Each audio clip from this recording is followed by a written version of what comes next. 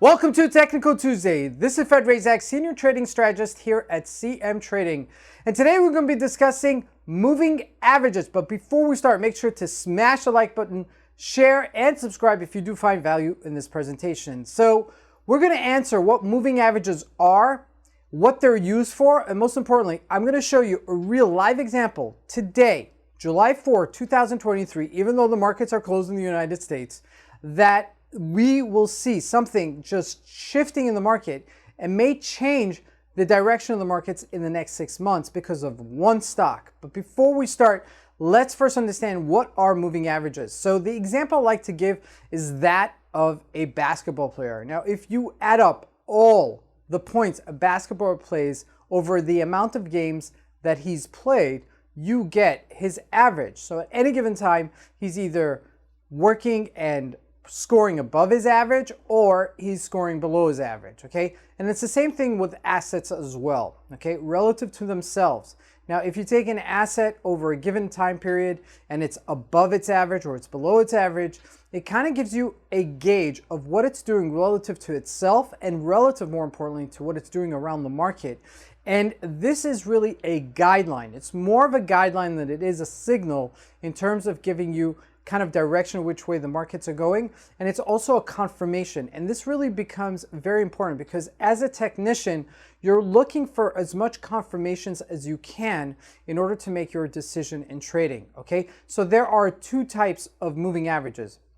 There's what we call a simple moving average and an exponential moving average. Now, a simple moving average is just that, it's simple. So if you're looking at an 8-day moving average, you take the closing price of that particular asset over 8 days and you divide it by amount of 8 because it's 8 days and you get the average, okay? An exponential moving average actually puts in more weight to the more recent activity. So if you're looking at an 8-day moving average, you're no longer dividing it by 8, you're probably bifurcating it from 3 and 5, putting more weight to the 3 last days and less weight to the previous 5 days. Now, the reason technicians do that is because if you're in a trending market and if you're in a fluid market, you want more relevant information that is happening right now as opposed to stuff that is happening in the past, okay? It's more relative to what is happening right now.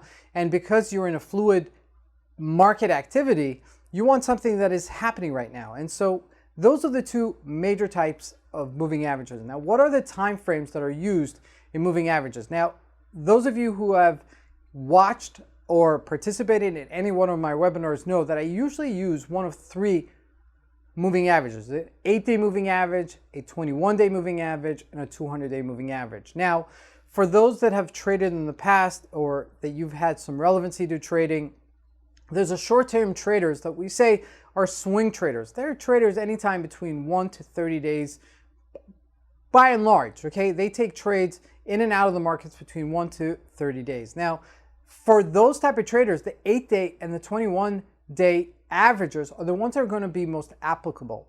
Now, every so often, and we're going to see this right now that it's happening, a 200-day moving average for that type of trader all of a sudden just comes up. And in that type of environment, the 200-day moving average becomes really historic, okay? Because if you think about it, 200-day moving average is more for an investor because they're looking at a longer time frame when they're trading the markets. So this is where it becomes really important. Now, what is it used for? It's used for support and resistance lines. So if something is trading above support, right, above its moving average, every time it retraces, it'll use that moving average as a support, okay? And on the flip side, if something is trending downwards, it'll use that moving average as a resistance. Now, it's also used for, and this is really important, as breakouts or crossovers, okay? Breakouts is when the particular asset crosses over the average, and all of a sudden it goes from underperforming its average to overperforming its average, and then becomes very interesting. Okay, so here are the 2 examples that I'd like to highlight.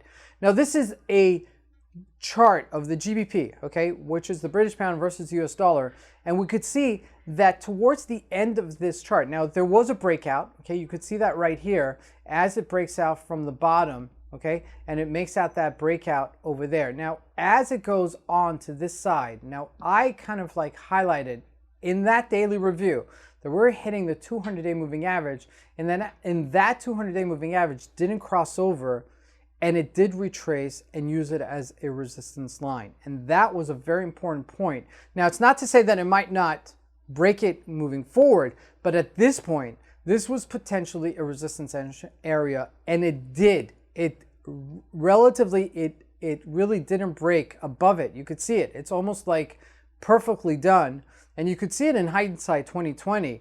But when you look at it from here, it's just like as clear as day. Now, the other example I like to give is Apple Computer. Now, Apple has been trading quite aggressively. I mean, this is really a very clear chart. As you could see that it's been above the blue line, as you could see here, is the 30-day moving average, and the red line is the 8-day moving average. And you could see that even at times where it retraced, it used it as a support line. Now, the black line is the 200-day moving average, and we're looking here at a daily, so it's not as relevant, okay? But when you see that nice chart up, okay, that trending upwards, and it's using that trend line as a support, boom, that's a strong market.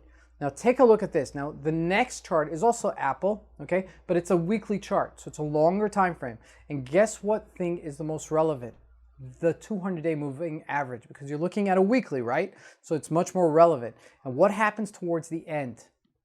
It breaks out. It's breaking out above its 200-day moving average on a weekly chart.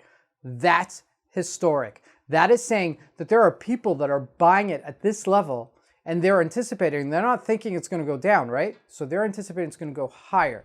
Now, this has to stay constant for quite some time, okay? If it's going to end up like this, above its 200-day moving average towards the end of the month, then you could not safely say, but with a 80% level of error, that this is going to change the market upside, because here's a stock, which is a leading stock. It's a major stock.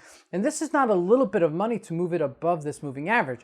There is financial institutional money that is putting money and pumping money into this type of asset in order to bring it above its 200-day moving average.